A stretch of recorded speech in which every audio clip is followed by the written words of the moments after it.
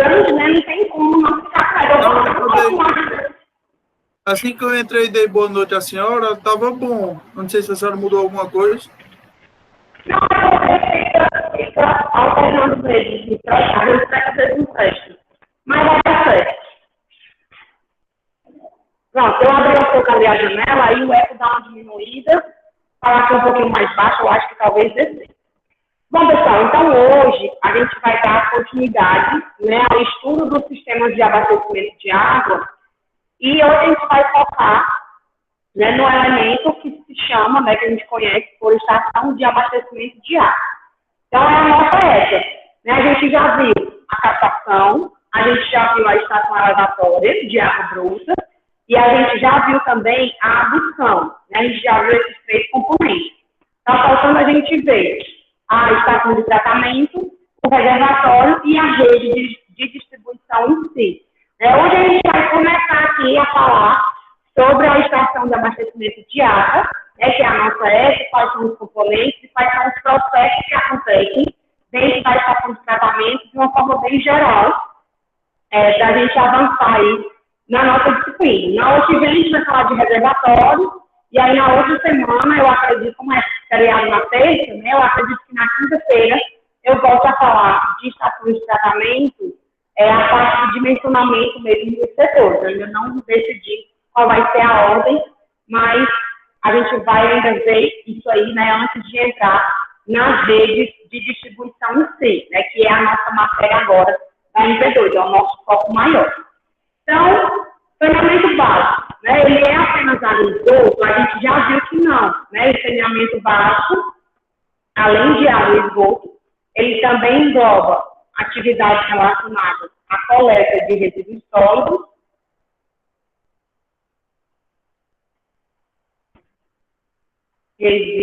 sólidos, e também manejo e drenagem de águas pluviais.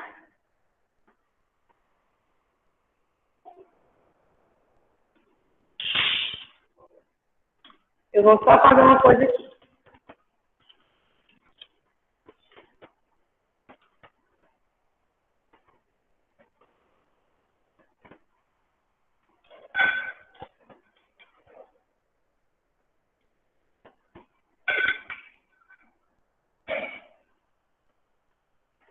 Meu filho.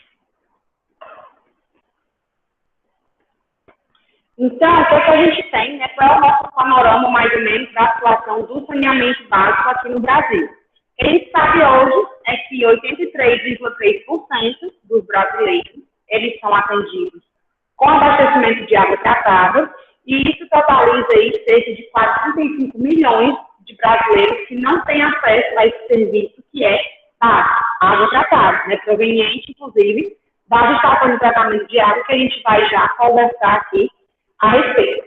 E 51,92% da população tem acesso à coleta de esgoto, ou seja, 46% dos esgotos do país não são tratados. E quando eu falo que 51,92% da população tem acesso à coleta de esgoto, eu ainda nem consigo garantir que esse esgoto que está sendo coletado, ele está sendo realmente tratado. Né? Existem muitas ligações de esgoto clandestinas que estão sendo jogadas diretamente na malha de água pluvial, né? E também existem os coletores de esgoto de algumas companhias que não têm consciência ambiental, que simplesmente coletam e não dão um tratamento adequado ao esgoto antes de devolver, né, esse volume de água para o ambiente natural. Então, a gente tem que entender que esse número, ele é um número oficial, né, o número do CNI, do Sistema Nacional de Informações de Saneamento, mas não tem como a gente garantir que essas informações tenham veemência, porque são informações fornecidas pelas próprias companhias de água e esgoto, né? Então, de repente, pode ser que a gente tenha aí há uma disparidade em alguns dados sequer. Então, é bem complicado a gente pensar no saneamento básico, né, como um sistema que deveria ser tão difundido, mas na verdade não é. Então, desde a captação até a distribuição, né, que é quando a água chega nas nossas casas, a água percorre um longo caminho. E nós já vimos alguns elementos construindo parte desse caminho, vamos só relembrar aqui, para ficar bem.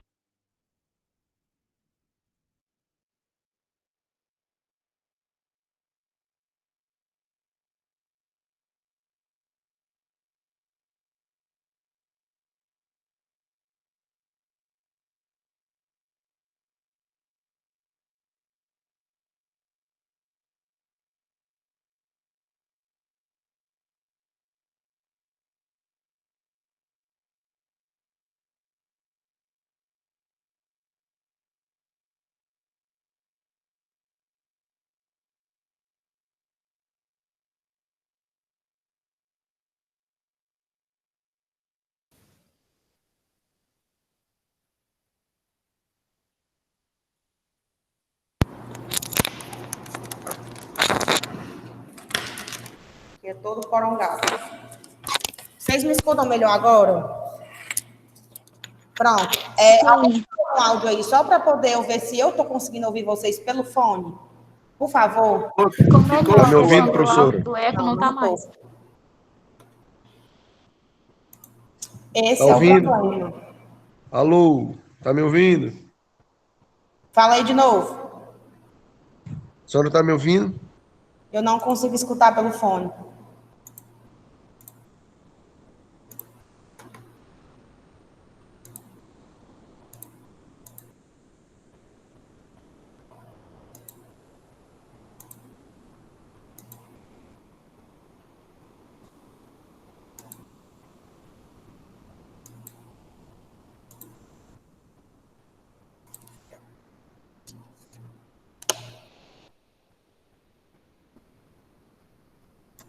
Deu certo, não?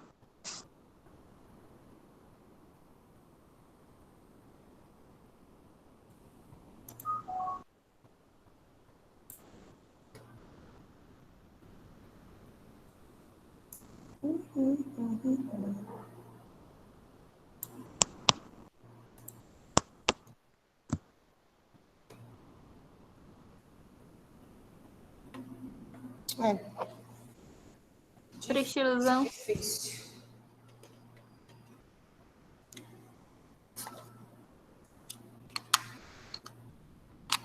Fala aí, alguém. Triste ilusão aí dos fones. Tá ouvindo? É, mulher, porque essa caixa de som aqui, agora eu tô. Essa caixa de som é horrível. E esse microfone vai de lapela, eu não tenho zero confiabilidade nele, sabe? Porque eu não sei onde é que o povo coloca. Aí eu não gosto de chegar muito perto dele, não. Mas eu vou deixar ele pendurado aqui. E seja o que Deus quiser. Vocês estão dizendo que estão ouvindo melhor, né? Então, pronto. Tá perfeito agora o áudio da senhora. Show. Então, voltemos aqui aonde nós estávamos. Vou guardar isso aqui. É nessa sala só que o meu fone não funciona. Em todas as outras, ele funciona normal. E a entrada de fone aqui também não funciona. Então, já desisti até de trazer meu fone com fio. Vamos lá, voltar para a aula aqui. E vai dar certo. Então, como eu estava falando, né, a água, ela é eu ia dizer um mal necessário, né? Ela é um bem totalmente necessário, né, para a nossa sobrevivência. Então, além de ser necessário, é essencial. Ninguém consegue viver sem água. A gente consegue viver com quantidades mínimas de água, mas sem água ninguém consegue, porque a água ela é essencial para a vida. Entretanto, antes da gente abrir a torneira, né, e captar toda a água que é distribuída para nós, ela tem que passar por uma série de tratamentos para que fique potável e que seja saudável a gente consumir o elemento como está lá na natureza, né? Não simplesmente pegar água de qualquer jeito e de qualquer lugar e sair consumindo, não. Então, assim, cada uma... Vocês estão ouvindo o ar-condicionado querendo decolar, porque isso só pode ser um avião. Cada uma das estações... Não, dá para ouvir não, só tua voz. Então, graças a Deus, porque ele decolou aqui agora, foi assim um foguete. Cada uma das estações, né, de tratamento, elas acabam possuindo suas particularidades. Não existe um modelo padrão, né, padrão e único para todas as estações de tratamento funcionarem. Porém, geralmente existe um roteiro, né, mais geral ali, no qual quase todas as estações acabam seguindo de uma forma bem genérica, digamos assim. E aí eu trouxe aqui para vocês o fluxograma simplificado de tratamento convencional, né? A gente vai trabalhar aqui com estações de tratamento convencionais de água. E aí a gente tem a captação, né, que nós já conversamos sobre ela também. Depois da captação, podemos ou não ter o gradeamento, junto com a desarenação, né, que é a caixa de areia. Isso aqui são elementos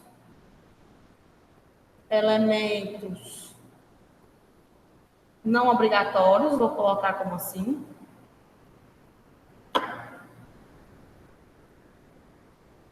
Obrigatórios. Daí a gente tem o bombeamento de água bruta, né, a estação elevatória, que praticamente todo o sistema tem.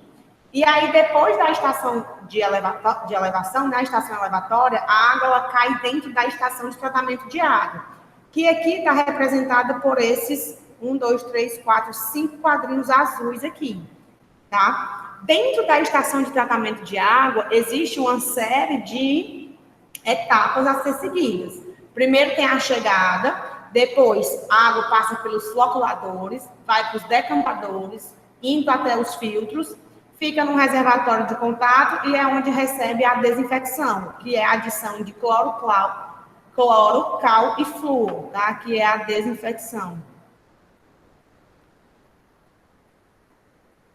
E aí a gente vai, pode ou não existir, né, um bombeamento de água tratada, dependendo do local onde a gente esteja abastecendo. Eu conheço municípios que não precisa, né, que a prefeitura conseguiu alocar a estação de tratamento de água num ponto alto que permite a distribuição para o município sem a necessidade de bombeamento.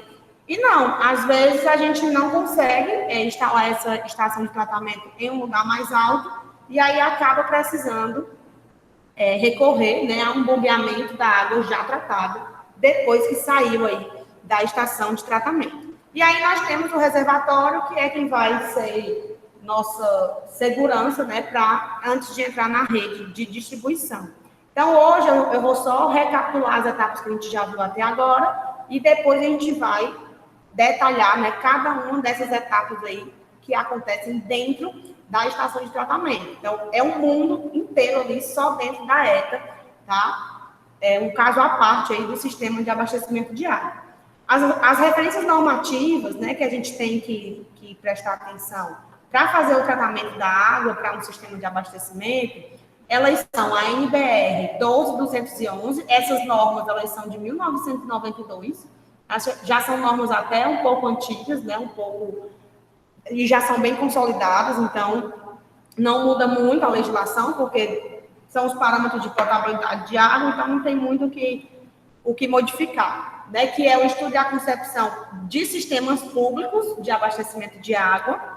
A gente tem a 12.212, que é o projeto de poços para a captação de água subterrânea, né? Desde 92 que já é feito esse estudo, porque existem muitos lugares onde a gente não tem como fazer captação superficial, onde não tem rio, onde não tem uma lagoa. Então, a gente tem que...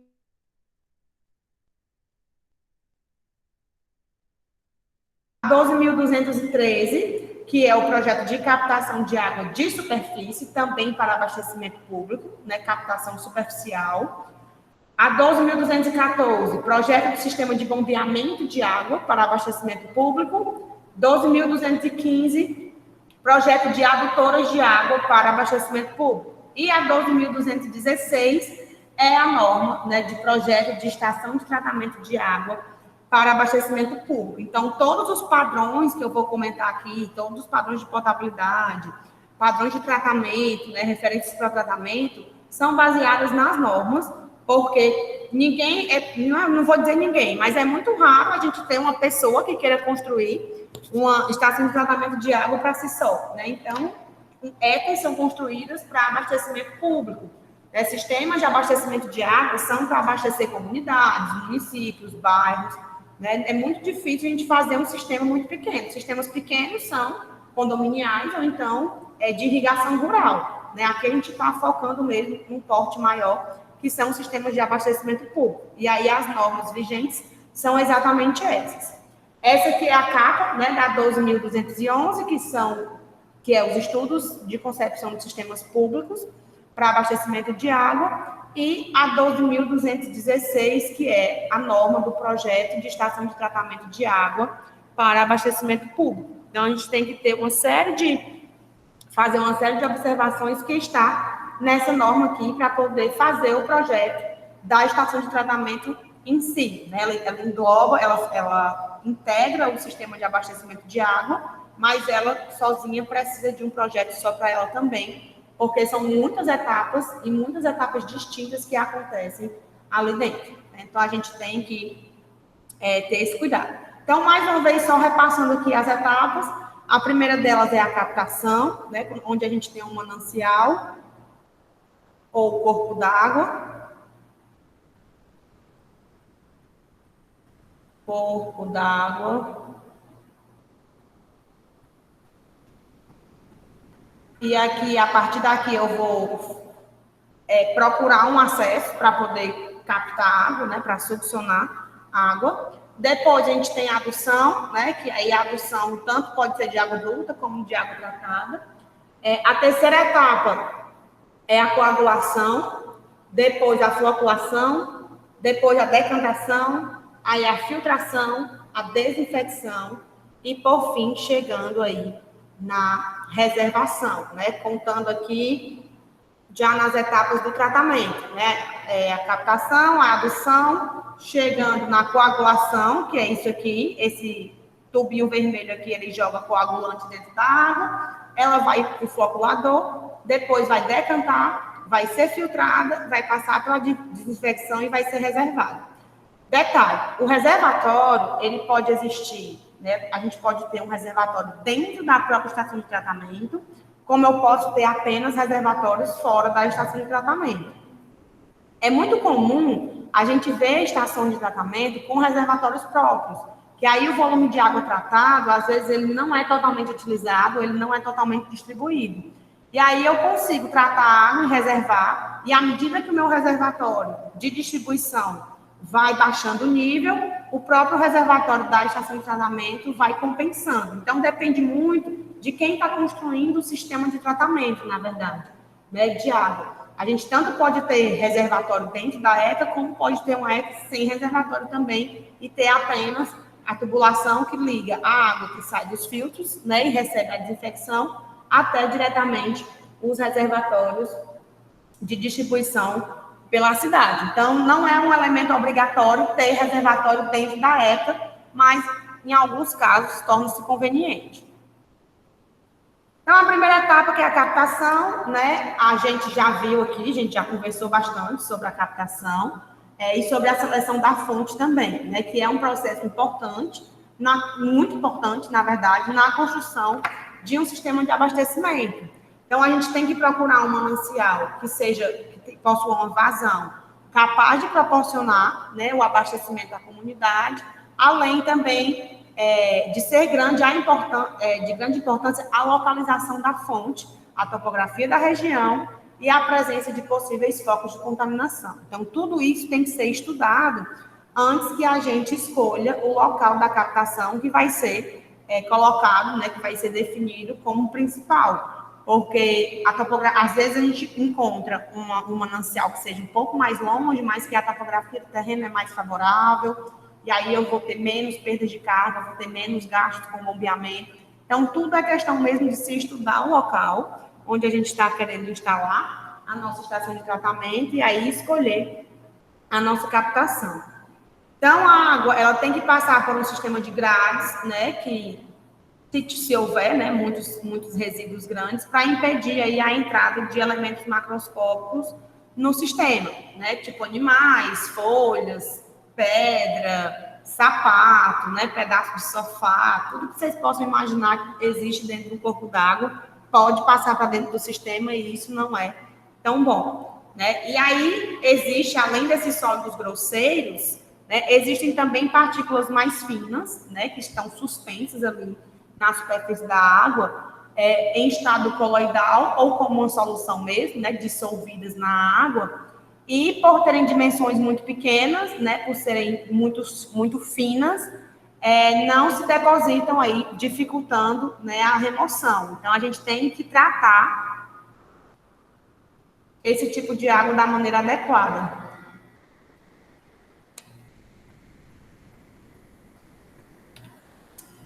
A captação pode ser tanto superficial quanto subterrânea, né? No caso do tratamento da água de captação superficial, que a gente vai focar aqui, a gente vai ter oxidação, a gente tem coagulação, a gente tem floculação, decantação, filtração, desinfecção, a correção do pH, né? E, por fim, a fluoretação. Então, quando a gente está captando água, por exemplo, de um rio, a água que vai ser captada, se for uma captação superficial, rios ou lagos ou canais, né, que normalmente traz água do rio, a gente tem que fazer a água passar por todo esse processo aqui, né? A oxidação, ela também não é muito obrigatória, né, e ela acontece de forma naturalmente com a queda d'água.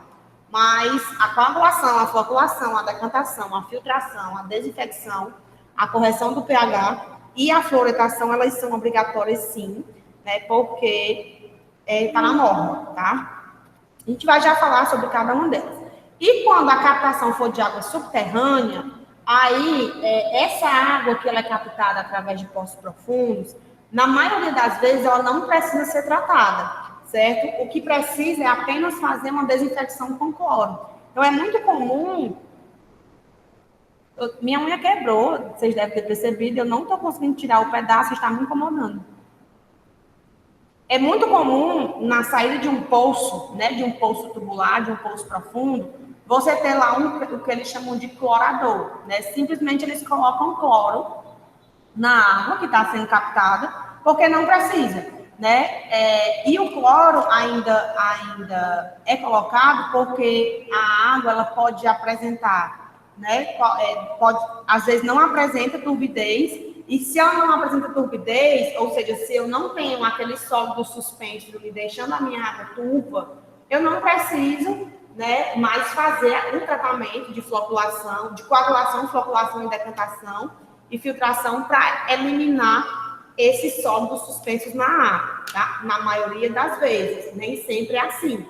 Às vezes a água do poço ela é muito salobra, ou então ela não é um poço artesiano, pode ser um poço freático, que a fenda permita alguma contaminação e essa água, ou a vazão do poço já não está mais atendendo, né? Não está mais igual ao que era quando foi cavado, e aí por esse motivo, pode ser que a água venha, né, com alguns sedimentos, e aí precise sim de um tratamento, mas na maioria das vezes realmente só o clorador ele já resolve. Depois eu vou até mostrar aqui para vocês, se houver tempo, né, quando acabar aqui, umas fotos que um aluno meu me mandou do TCC dele, que ele está fazendo um TCC de poços, e aí ele foi fazer essas fotos para colocar no TCC, e são bem interessantes, do poço com o clorador do lago, né? Simplesmente é feita a adição do cloro, e aí para controle faz análise de turbidez, faz análise de coliformes, né?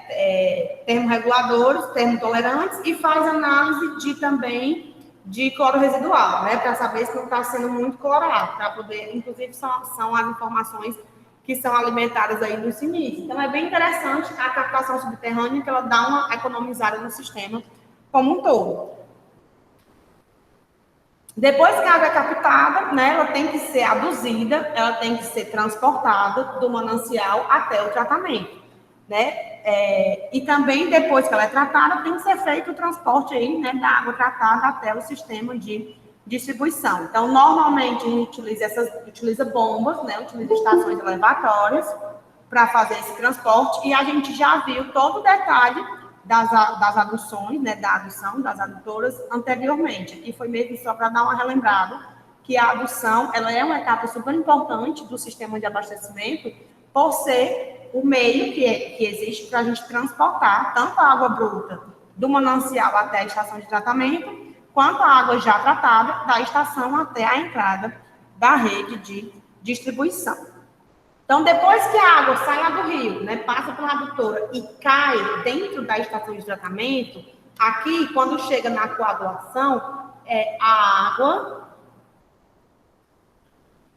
já chegou. Eu ia botar um ponto, coloquei um assim. A água já chegou.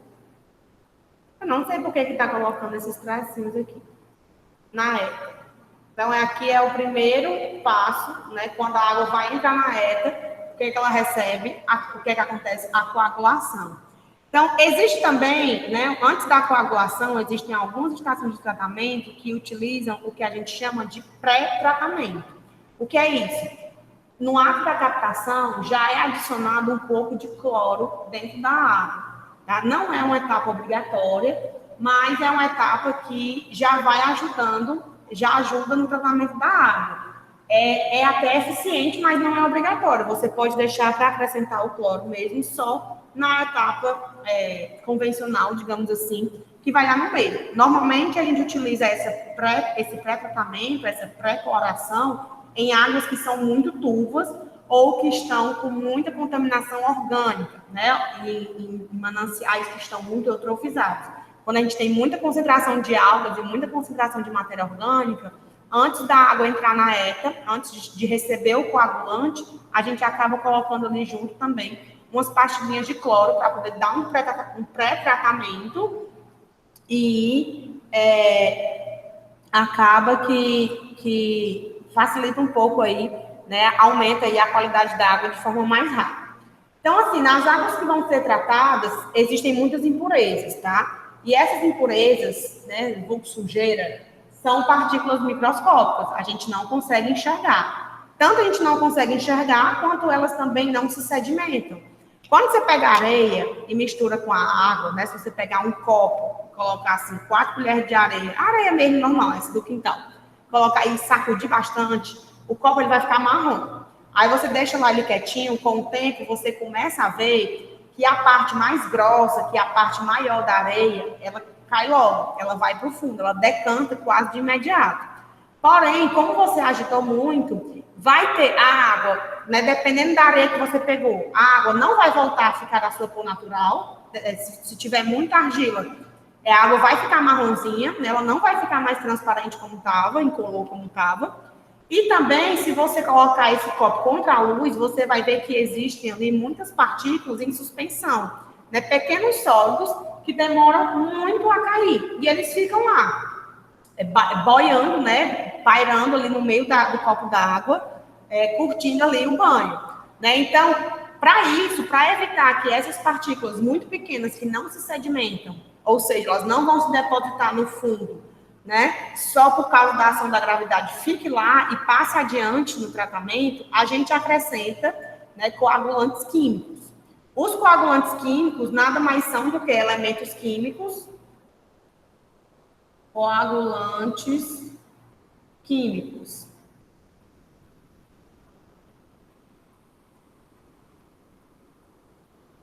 São produtos que... Mas, gente, eu não sei por que essa bicha está subindo esses picos.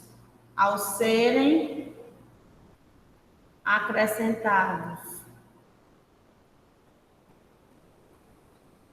à água, irão facilitar a aglutinação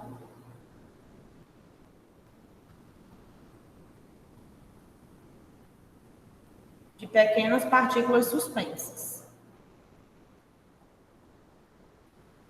Partículas ou impurezas suspensas. Se ela não vai fisicamente, ela vai quimicamente, né? Então, eu vou lá e acrescento um produto químico que vai fazer com que esse monte de partícula que está lá boiando se junte e forme uma particulona maior. E aí, quando eu tenho uma partículazinha, né? Vamos suponham que isso aqui seja uma partícula, ó, esse papelzinho aqui é uma partícula que está boiando lá na sedimentação. E aí, quando eu colocar o coagulante, essa partícula ela vai se aglutinar, ela vai aglomerar, ela não tem medo do coronavírus, ela vai aglomerar e fazer muitas amizades com diversas partículas do tamanho dela, até que elas sejam tão unidas e tão amigas que elas fiquem granonas. E aí, quando alcançarem esse tamanho maior, a gravidade vai agir e aí ela vai conseguir se depositar no fundo do recipiente, no fundo do tanque, e etc. E aí vai ser mais fácil dela se separar da água, tá? No Brasil, o coagulante mais utilizado é o sulfato de alumínio, tá? É o mais conhecido mesmo, é o sulfato de alumínio. É o mais utilizado como coagulante. Então, esse produto, ele favorece essa união, né, das partículas e das impurezas na água e facilita a remoção dessas partículas lá na decantação. Então, esses coagulantes como um todo, eles são insolúveis na água, tá? E eles geram íons positivos, né, que é o SO4, geram íons positivos e cátions, íons positivos que são os cátions, e aí esses cátions, eles atraem as impurezas aí, que são carregadas negativamente, né, nas águas. E não existe só o sulfato de alumínio, não. A gente tem também outros tipos de coagulante, né? A gente tem o cloreto férrico. Cloreto férrico, a concentração dele, né, a aplicação dele varia em torno aí de 5 miligramas por litro a 70 miligramas por litro. A gente tem também o sulfato férrico. Sulfato férrico é em torno de 8 miligramas por litro a 80 miligramas por litro. Quem é que define essa concentração? O químico, tá? Toda estação de tratamento de água tem que ter um químico responsável. E aí, a partir das análises, que o químico vai pegar, né, ó, essa água vai precisar de tantos miligramas de sulfato férrico, de cloreto, ou de sulfato de alumínio, ou ainda temos também os coagulantes orgânicos. Que são mais eficientes, né, só precisa em torno de 1 miligrama por litro a 4 miligramas por litro, porém são mais caros, né? Então, assim, quem define a quantidade de cloreto, de coagulante, só colocar aqui no OBS. Quem define a quantidade correta, a quantidade necessária de coagulante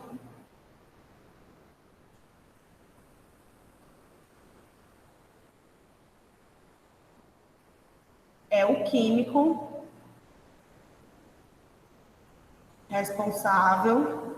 Mas que coisa chata esses traços. Químico responsável pela estação de tratamento, tá? No caso aqui, ó, pode chamar a Elaine, né? Chama a Elaine, que é a nossa química de estimação. Porque é o químico que define, né, qual é a estação, olha, qual é a quantidade necessária para nem você colocar coagulante de mais e nem colocar coagulante de menos. Então, a partir das análises, o químico vai lá e faz e vai dizer, ó, você precisa de tantos miligramas aí do seu coagulante, dependendo também do coagulante que está sendo utilizado. E aí, dependendo da sagacidade dele, ele também vai saber lhe indicar qual o químico mais adequado, né, para o seu tratamento. Então, ó, aqui é a reação química que acontece com o sulfato de alumínio, né, que é o coagulante mais utilizado aqui no Brasil. Quase todas as companhias utilizam sulfato de alumínio para fazer a coagulação. Aqui é a foto de uma ETA, né, da ETA Guaraú, que é da Sabesp, da Companhia de Saneamento de São Paulo. E aqui é onde a água vai chegando, tá? Ó, aqui é o corpo da água. E aqui a água vem, eu acho que ela vem e passa para cá. Exatamente, ela vem nesse sentido aqui. Pelo que eu estou entendendo.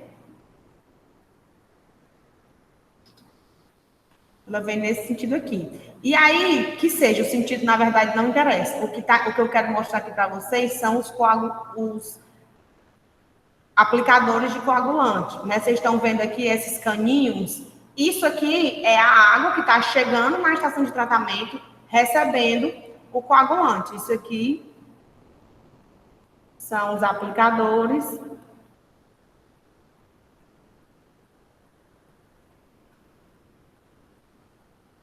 Aplicadores de coagulante.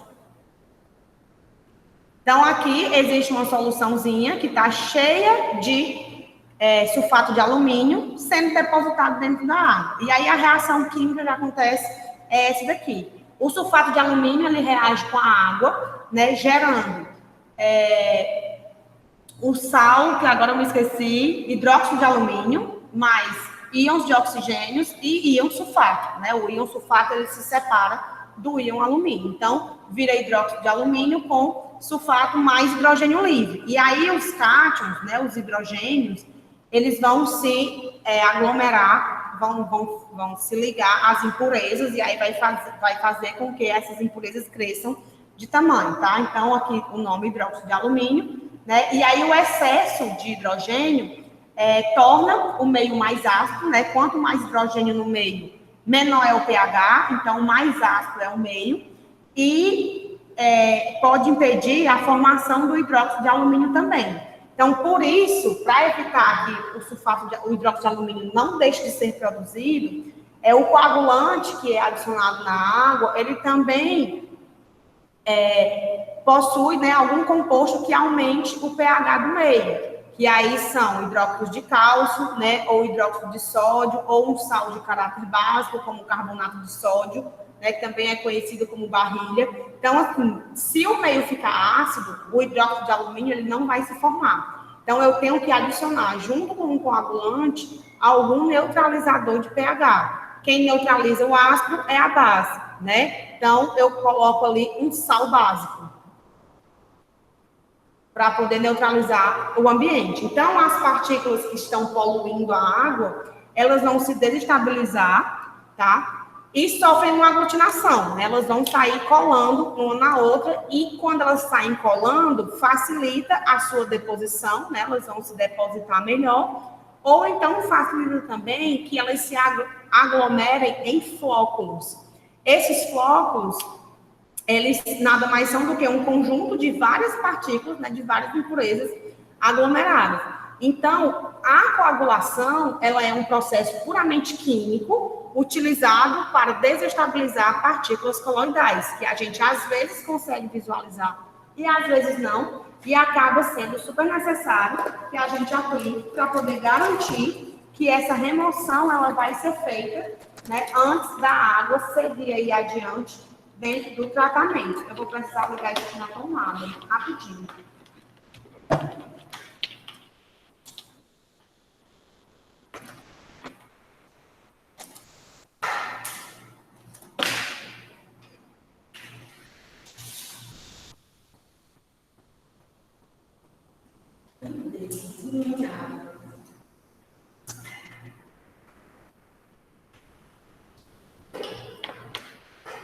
Eu disse que eu estava esquecendo de alguma coisa, não lembrava o que era ligar o meu retorno aqui na tomada.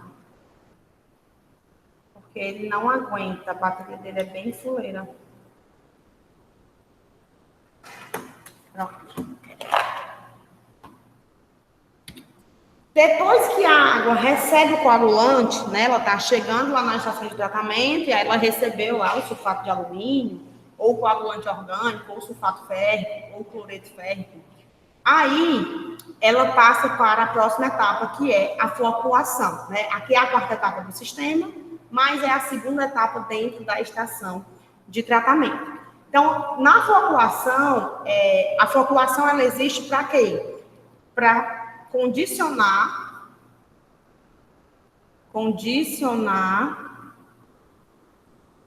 a formação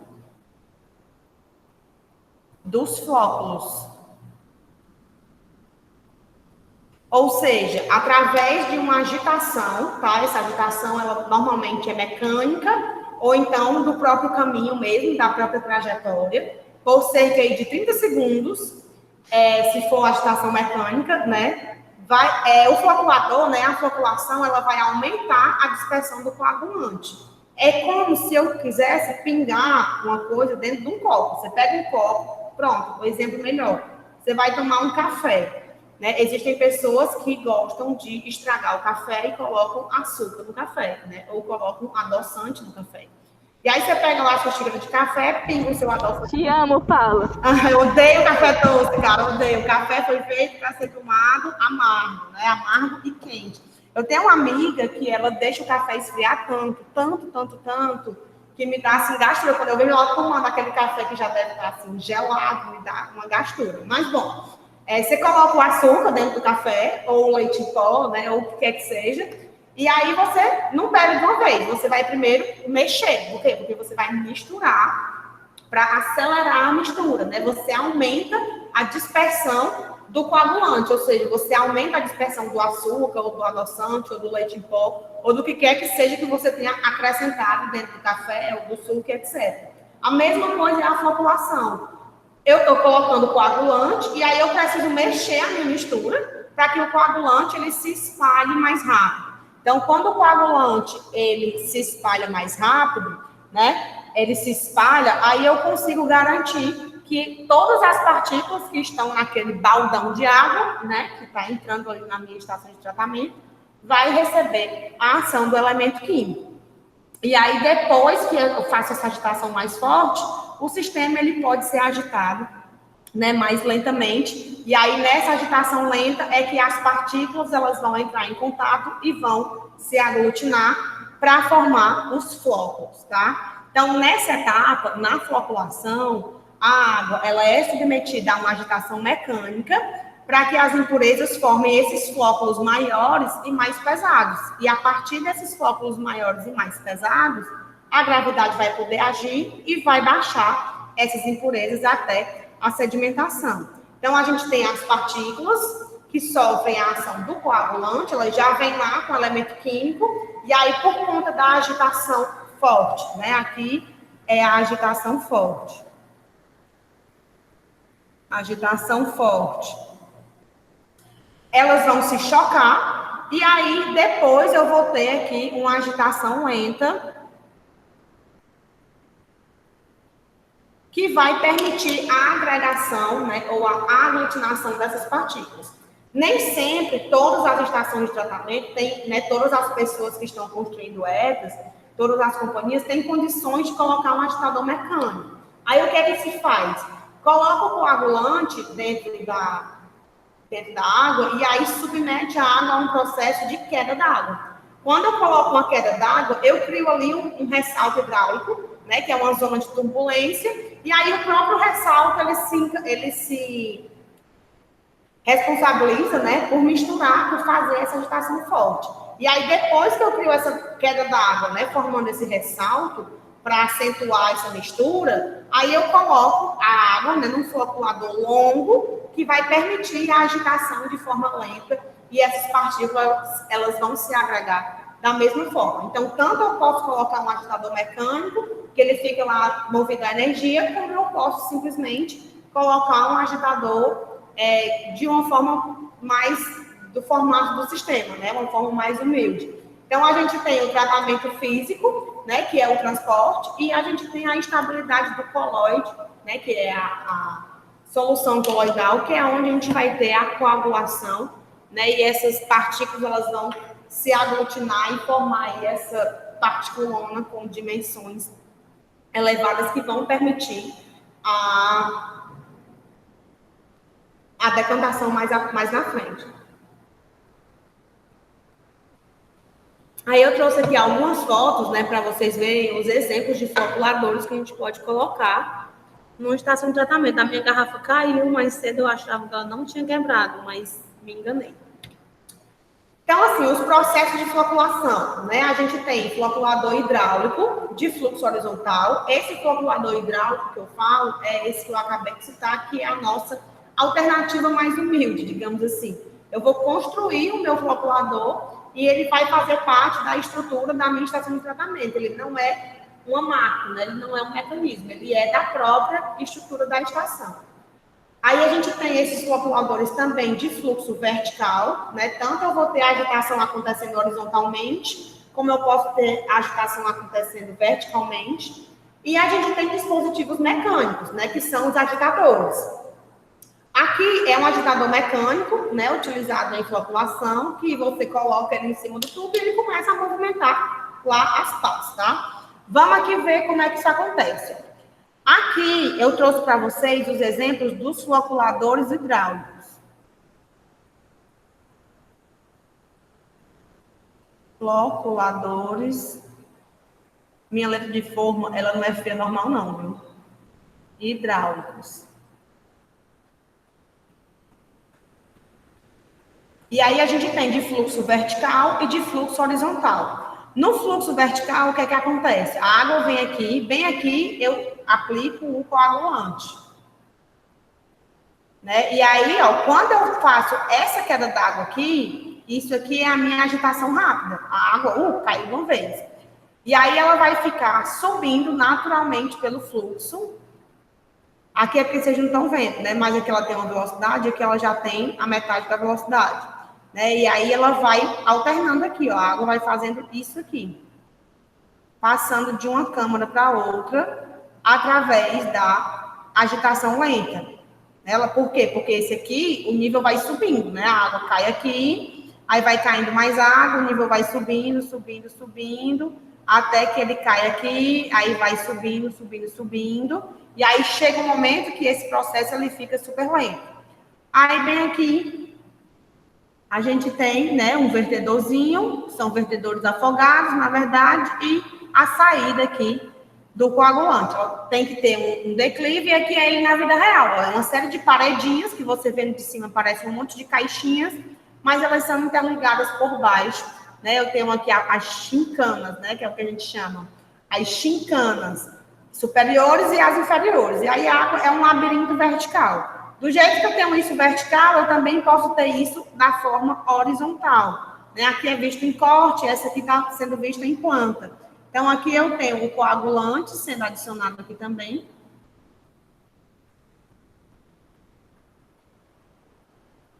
E aí a água vai entrar e vai, ó, fazer esse sentido aqui. Ela vai fazendo curvas, ó. Aqui são as chincanas. Chincanas. E aí a água vai transitando também por esse labirinto. Aqui ela só se movimenta, né, da forma horizontal, ela faz aqui o movimento da cobrinha, né, até que sai e vai para o decantador. Né? O floculador ele está entre a coagulação e a decantação. E aí aqui a gente tem alguns, né, exemplos de agitadores também que são mecanizados. Né? Aqui tanto eu tenho um agitador axial quanto um agitador radial. O agitador axial, né, a água quando ela cai aqui dentro, ó, esse aqui é o radial, né, que a água vem por aqui e sai por aqui, ó. Então ela sai radialmente, e esse outro aqui de baixo é o axial. A água entra e sai pelo mesmo sentido, né? Ela entra e sai axialmente. Só que aí ela tem um motorzinho, né, o acionamento do motor que faz com que isso aqui rotacione e aí dê essa agitação, né? Essa agitação mais intensa, depois a agitação mais lenta, através de um motor. Só é mais caro, mas também funciona tão bem quanto. Depois que a água ela sai cheia de flóculos, né? Parece assim uma nata, é um negócio bem feio. Eu não sei se vocês já tiveram uma oportunidade de visitar uma estação de tratamento, né, de água. Dependendo da água que está sendo tratada, é bem interessante. Não a de esgoto, a de água mesmo, que ela é mais cheirosinha, né? Então, assim, quando você vê lá o floculador, ele é bem nojento, assim, porque junta mesmo muita coisa, dependendo da quantidade de impurezas. E você olha assim, meu Deus, isso aí estava dentro da água, né? Estava. Depois que sai do floculador, ela vai para a decantação. Né? O decantador nada mais é do que um grande tanque, onde a gente vai separar a água dos sólidos que estão suspensos ali nela, tá? Então, esses sólidos, eles vão ser submetidos à ação da gravidade mesmo. É um tanque de repouso. Eu coloco a água para repousar. E aí, os sólidos que já estão maiores, porque eles já vieram do floculador, Então, a mini partícula já está do tamanho de uma partícula maior, e aí a gravidade vai agir e fazer o trabalho dela, levando essas partículas para o fundo do tanque.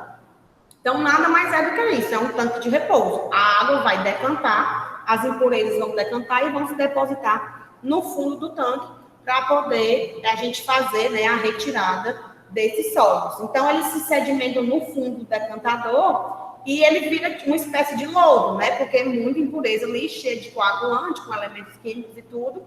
E aí, o lodo fica lá embaixo, existe uma portinha para descarga, ou outras formas de limpeza, vou mostrar para vocês aqui. E a parte de cima é retirada, né? Que aí é a água sem sólidos nenhum. Oi. A conexão tá normal, não caiu nenhuma vez, não. Oi. Ontem bastante, mas hoje eu não estou usando nem o meu computador, só estou tanto no celular quanto aqui, só o celular está no Wi-Fi e está conectado normal. Então, por enquanto, zero problemas.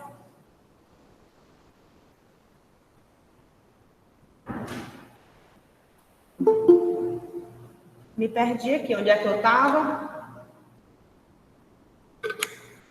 Estava falando dos decantadores, né? Pronto, então, a água limpa, né? A água sem os sólidos vai ser retirada e a água, o decantado, o lodo, vai ficar lá embaixo. Aí aqui tem, né, a classificação dos processos de sedimentação. A gente tem a sedimentação discreta, né, que é a sedimentação tipo 1, onde as partículas elas permanecem tanto com dimensão quanto com velocidade constantes ao longo do processo. Ou seja, eu tenho aqui o meu decantador, a minha partícula que estava bem aqui, que eu vou chamar ela de P1, ela começa e termina do mesmo tamanho e decanta com a mesma velocidade constante. Poxa, que saco! Aqui V1, aqui V1. Né? Ela fica sempre aqui com a mesma velocidade, né, nas duas direções. Aí a gente tem o tipo 2, né, de sedimentação, que é a sedimentação floculenta, que é quando as partículas elas se aglomeram e aumentam a sua dimensão e também a velocidade ao longo do processo de sedimentação. Então, eu tenho aqui uma partícula P2. Quando ela vier sedimentar e chegar bem aqui, eu já vou ter aqui mais partículas aglomeradas com ela. Então, a velocidade que ela tinha aqui, V2, vai ser diferente da velocidade que ela tem bem aqui, né? Porque ela está com um tamanho maior. A sedimentação tipo 3, né? É quando as partículas sedimentam em massa, né? E aí elas ficam próximas, por conta da adição de cal, por exemplo, né? E aí elas ficam próximas e começam a interagir. E a sedimentação por compressão, que é a sedimentação do tipo 4, é quando as partículas elas se compactam como o lodo, né? Então, as próprias partículas elas já vêm compactando e vêm se sedimentando aqui, como se fosse uma película de lodo caindo aqui, né, até o fundo do decantador. Para as nossas estações de tratamento, a gente vai considerar a sedimentação floculenta, que é quando a partícula vem aumentando de tamanho e, por consequência, aumentando também de velocidade. Então, os tipos de decantadores que a gente vai ter em uma estação de tratamento, né? Pode ter ele em função da direção do escoamento, tanto o decantador ele pode ser horizontal como vertical. Então, eu posso ter aqui um decantador, eu acho que eu tenho fotos aqui mais na frente. Eu tenho fotos desse tipo de decantador. E quanto ao princípio de funcionamento, né? Ele pode ser convencional ou clássico, né? Que pode ser simples ou mecanizado. E ele pode ser também um decantador de alta taxa, né? Ou tubular, ou decantador de placas também, que é quando a gente tem um escoamento laminar. E o convencional é para escoamento turbulento. Né? Escoamento turbulento e laminar estão relacionados com o número de Reynolds do escoamento, certo? Então, tá aqui, ó, os decantadores convencionais, né? Que podem ser verticais ou que podem ser horizontais. No decantador vertical, as partículas, né? Elas se decantam verticalmente. A partícula ela só tem velocidade vertical. Ela vem para cá. E aí o lodo ele é coletado, né, e é descarregado. No decantador horizontal, o que é que a gente tem? A água vai entrando e as partículas elas vão ter velocidade tanto horizontal, como também vão ter uma velocidade vertical. E aí o lodo ele vai se acumulando no fundo do decantador, né? E aí é feita também a descarga dele através de uma válvula. E vai ter uma parte aqui que vai ter a saída para o filtro, né? Porque depois da decantação vem a filtração. E aí a água vai ser coletada e vai ser levada aí para a filtração. Aqui é um processo de limpeza, né? Bem high-tech, de um decantador, né? Que são lá os funcionáriozinhos tirando a lama de dentro do decantador, né? Ele seco, os tubos aqui, os trechos, né? E ele cheião aqui, bonitão, né? Que é a foto que eu já trouxe lá atrás. Etas organizadas são muito bonitas, né?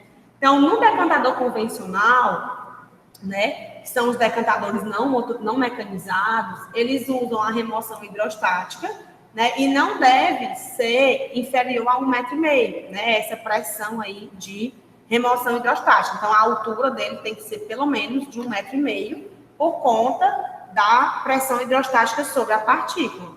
Nos decantadores mecanizados, né, onde o lodo ele é removido mecanicamente com raspadores, né, de fundo, era o que eu ia dizer, né? Os decantadores que são mecanizados são aqueles em que o lodo é removido, né, com raspadores de fundo, e aí eles são usados comumente, né, em grandes ou médias estações, né? Essas estações mais pedurinhas que a gente tem de cidades menores, de localidades menores, normalmente a gente não tem decantador mecanizado, não. É o tanquezão lá e aí é feito mesmo uma secagem e a remoção, né, do lodo. Então, o decantador laminar, né, que é o de alta taxa, nele a sedimentação, né, com módulos lamelares, ela acaba sendo um processo de depuração do tipo mecânico, e esse processo permite reduzir significativamente a superfície de separação entre a água e o lodo, né? São esses decantadores laminares aqui, ó. Tá aqui as plaquinhas, ó, as lâminas, né? Por isso que o nome é laminar, né? A gente consegue ver as lâminas aqui bem facilmente. E aí a superfície, né, da sedimentação desses decantadores, que são decantadores mais compactos, ela é dada junto a um conjunto de placas, né, dada por um conjunto de placas que são paralelas e dispostas obliquamente, né? A gente está vendo aqui elas de cima, mas elas são oblíquas, né? Elas são inclinadas, e aí faz com que o escoamento passe por ela e se sedimente também as partículas. Depois que a água sai do decantador, aí ela vai para a etapa de filtração, né? Ela vai entrar dentro dos filtros. Aqui nos filtros é onde a gente tem um alto consumo,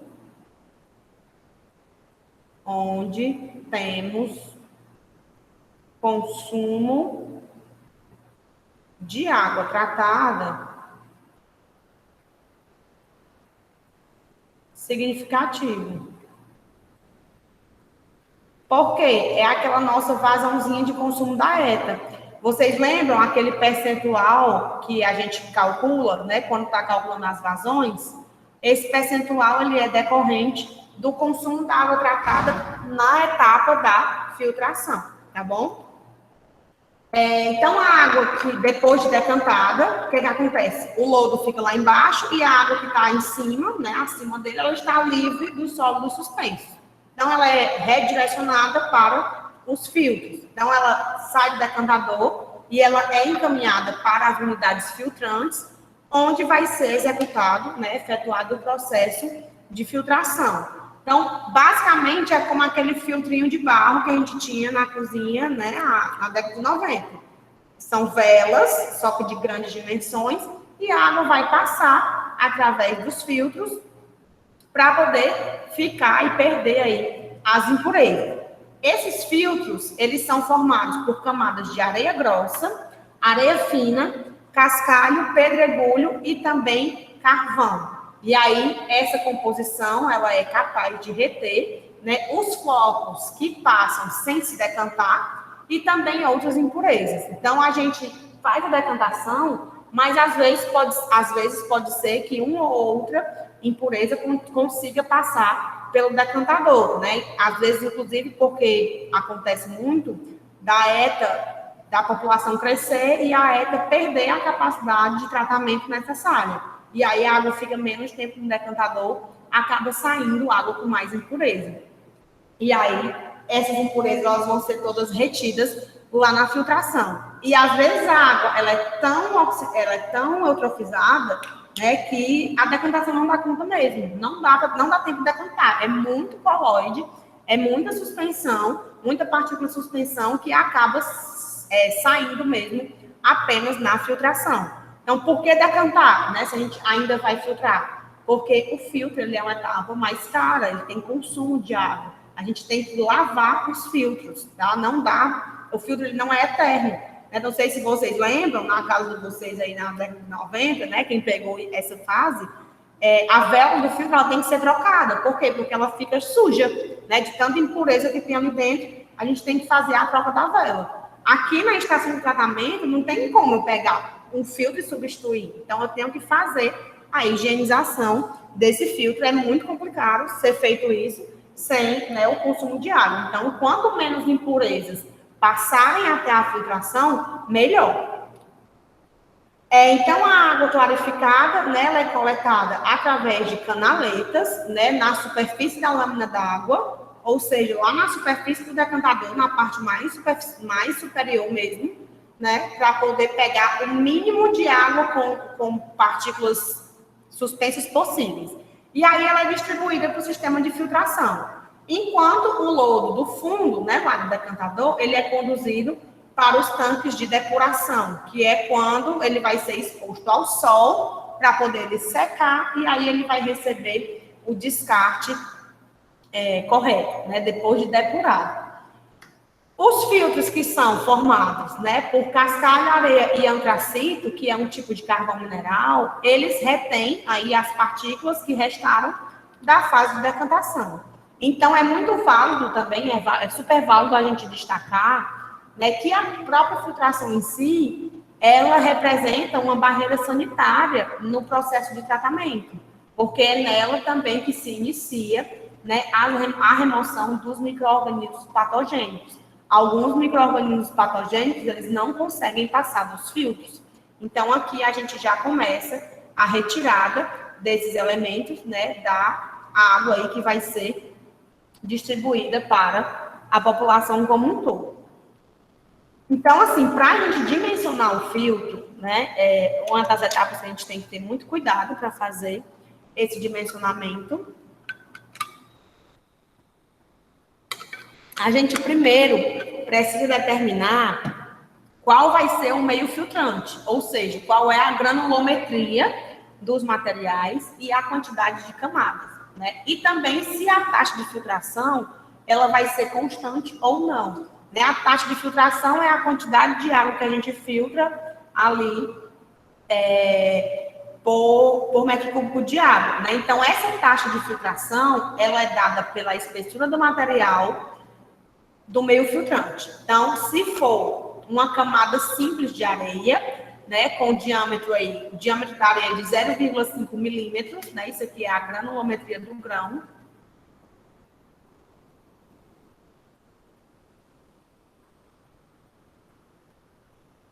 A gente tem um volume de água sendo filtrada aí de 120 metros cúbicos de água por metro quadrado por dia. Metro quadrado aqui é a área do filtro, né? Eu tenho aqui o filtro. Bonitinho. E aí eu tenho as camadas. Então, essa área aqui, a cada metro quadrado dessa área, se for uma camada simples de areia, vai filtrar 120 metros cúbicos de água por dia. Se for uma camada dupla, né, de areia mais antracito, ou seja, areia mais carvão, aí a gente vai para uma taxa de 240 metros cúbicos por metro quadrado a cada dia. E se for uma camada simples de areia com uma granulometria maior, ou seja, com um diâmetro aí de 1,2 a 2 milímetros, a gente consegue uma taxa de filtração de 360 a 480 metros cúbicos, né, por metro quadrado aí em um dia. Então, depende muito do material disponível para que a gente possa construir os nossos filtros, né? Tem que ver qual é a granulometria do material disponível na localidade. Então, o número de filtros, ele sempre vai ser em função da quantidade de decantadores, né? De modo que cada decantador receba a mesma quantidade de filtros, né? Se eu tenho 2 decantadores, eu vou ter 2 filtros. Se eu vou ter 5 decantadores, eu vou ter 5 filtros. E que essa quantidade de decantadores, ela tem que ser igual ou superior ao número de filtros necessários para uma dada vazão. Então, eu tenho que abastecer o reservatório do município, eu tenho que garantir uma vazão X. Então, eu tenho que ver qual é o material do filtro que eu vou colocar para poder verificar a taxa de filtração. A partir do momento que eu consigo determinar a taxa de filtração, né, fazer a compatibilidade ali com a vazão, aí eu vou ver quantos metros quadrados de filtro eu vou precisar para garantir filtrar aquela vazão X. E aí, dependendo da quantidade de metros quadrados de filtro, eu vou dividir isso em unidades. Vai ser 2, 3, 4, 5 filtros, 8 filtros, não sei. Depende do porte da ETA que a gente está construindo. E aí, o número de filtros vira o número de decantadores, né? Porque eles são interligados entre si. A água sai de um e já vai diretamente para o outro. Não faço uma coleta da água do decantador, guardo e coloco para filtrar, não. Sai do decantador e já cai direto no filtro. Depois que a água é filtrada, e esse dimensionamento aqui, a gente vai ver depois, tá? Eu vou ainda continuar falando sobre estação de tratamento, tirar aqui uma aula ou duas com vocês para a gente fazer as continhas, pelo menos de uma ETA convencional. Depois que a água sai do filtro, aí finalmente ela vai para a última etapa, né? Que é a desinfecção. A desinfecção, ela é o conjunto do acréscimo de elementos que vão garantir ali a limpeza mesmo da água. Esses 3 elementos são o cloro, a cal e o flúor, tá? Cada um desses elementos, ele possui um objetivo distinto, né, no seu acréscimo. Então, assim, quando a água sai do filtro e chega para a desinfecção, ela já está limpa, porque ela já foi filtrada, certo? Só que ela ainda recebe o cloro, né, que é uma substância mágica, né, do tratamento, que o cloro, ele consegue eliminar os germes que são nocivos à saúde. E também garante a qualidade nas redes de distribuição e nos reservatórios. Por isso que na captação de água subterrânea, a gente só tem o acréscimo de cloro, a gente só tem a etapa da cloração, porque é o cloro que vai matar os germes que são nocivos à saúde da população, né? Então, doenças de veiculação hídrica, elas muitas vezes podem acontecer pelo erro da dosagem do cloro na água, né? Às vezes a água não está recebendo a quantidade de cloro necessária e aí acaba não tendo esse controle aí dos micro-organismos patogênicos, né? Desses germes. Então, o cloro está ali para matar esses germes.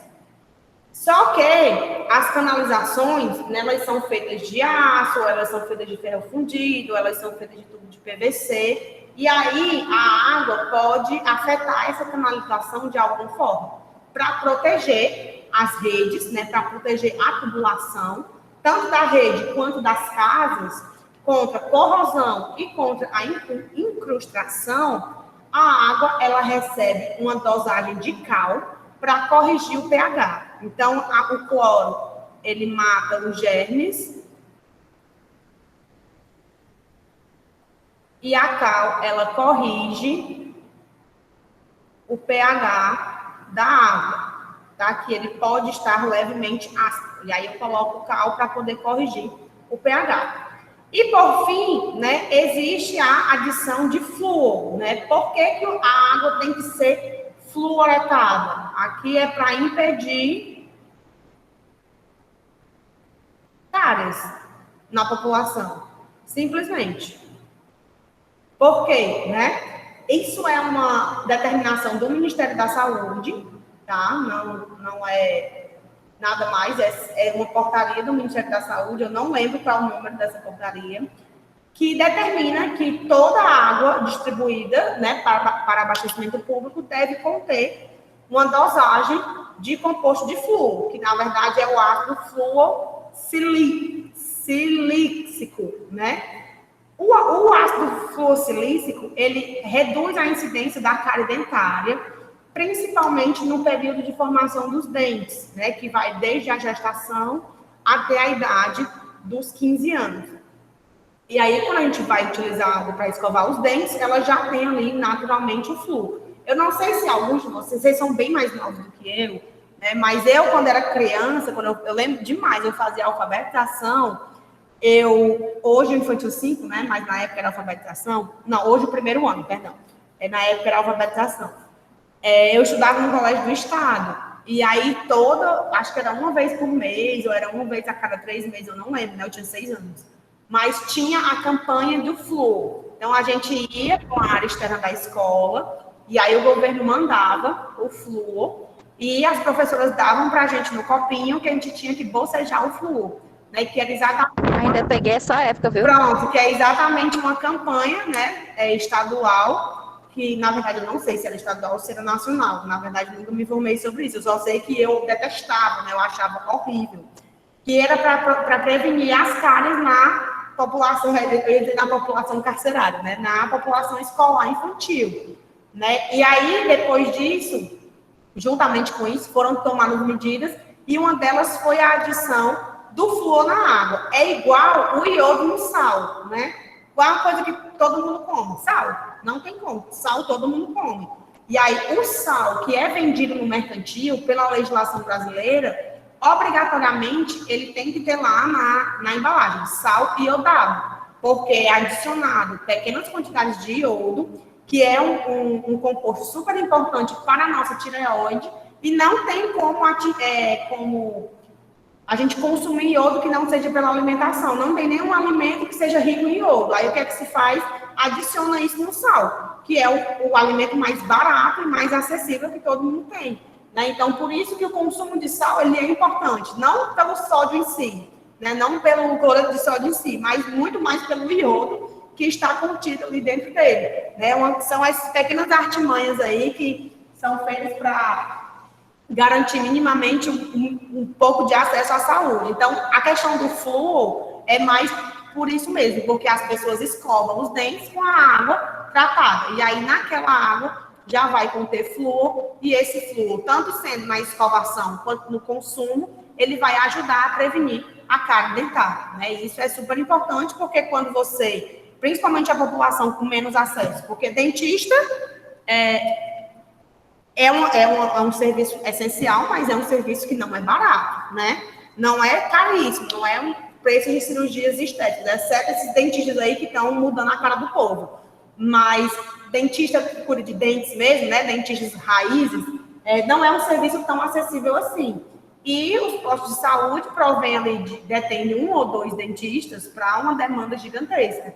Então, quando eu evito a cárie, eu evito a superlotação no posto atrás de dentista, né? Então, é uma excelente alternativa fluoretar a água exatamente para evitar, né, que se desenvolva a cárie na galera. Mas, para isso, a galera tem que escovar os dentes, né?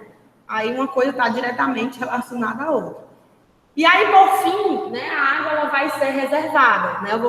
Vai para a reservação. Vou falar aqui rapidamente sobre a reservação, mas a gente vai ter uma aula só sobre reservatórios também, tá? Então, a água ela é armazenada em reservatórios por 2 motivos. O primeiro é manter a regularidade do abastecimento, né? Então, quando eu tiro a água da estação de tratamento e coloco no reservatório, eu garanto que o reservatório vai estar... Eu me programo, né, para o reservatório estar sempre cheio e eu sempre vou ter água ali naquele reservatório. E também para atender às demandas excessivas, né, tipo calor intenso ou quando durante o dia existe aquela hora de maior consumo, né? Então, o reservatório ele tem que ser dimensionado para ele suprir a demanda tanto do dia de maior consumo quanto da hora de maior consumo daquela população. Por isso que a vazão de distribuição ela é diferente, porque ela é voltada para isso. Então, eu tenho que planejar o meu reservatório para ele receber a água da ETA e armazenar essa água que seja suficiente para garantir o abastecimento, tá? Quanto à posição ao solo, né, a gente vai comentar isso mais na frente também, os reservatórios, eles são classificados como subterrâneos, né, que são os reservatórios enterrados, apoiados ou elevados. E eles podem ser ainda semi-enterrados, né, uma parte que está enterrada e outra que está para fora. Então, aqui é o reservatório, são os reservatórios elevados, né? E uma propaganda do Atacadão da Carne. Eu nem carne como mais, então eu vou riscar o frigorífico. Eu não quero saber se ele é o melhor da cidade. Não me interessa. Deixem as vacas em paz. Parem de comer as vacas. Então, aqui são reservatórios elevados, que eles possuem uma torre, né? E ele está lá em cima para aumento de carga. Os reservatórios elevados, basicamente, eles são utilizados para aumento da carga estática, né? Quanto mais alto, mais carga eu tenho, maior vai ser ali a minha possibilidade de distribuição. Nós temos os reservatórios apoiados, que são aqueles que estão no chão, diretamente no chão, né? Ou eu faço um reforço no solo, ou então eu faço um reforço na base, ó, e eu apoio diretamente o meu reservatório sobre o chão. E os reservatórios enterrados são aqueles que são subterrâneos, né? Eu cavo e construo tipo uma piscininha e mantenho ele tampado. Existem os semi-enterrados também, que é quando eu tenho aqui o chão, né? O solo. E aí ele está aqui. E aqui está a tampinha dele. Ele tem uma parte para dentro e uma parte para fora. Isso aqui é o que a gente chama de semi-enterrado.